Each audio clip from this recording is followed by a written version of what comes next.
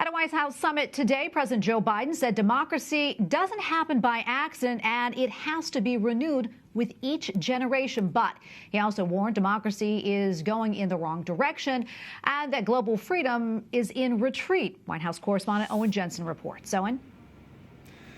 Tracy, good evening to you. Today, President Joe Biden opened up the first White House Summit for Democracy, virtually welcoming dozens of countries from around the globe, including Poland, Sweden, Argentina, Nigeria, and many, many more. President Joe Biden tells a global audience democracy faces alarming challenges, that it needs champions. He says while democracy can at times be fragile, but it also is inherently resilient. It's capable of self-correction, and it's capable of self-improvement. And yes, democracy is hard. We all know that. It works best with consensus and cooperation. But during his speech, the president also warned of outside pressure from autocrats, who, in his words, seek to fan the flames of social division and political polarization. They seek to advance their own power, export and expand their influence around the world, and justify the repressive policies and practices as a more efficient way to address today's challenges. That's how it's sold. Holy and eternal God.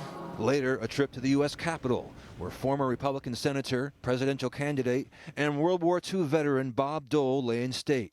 He died Sunday at the age of 98. President Joe Biden considered him a longtime friend. He, too, was a giant of our history.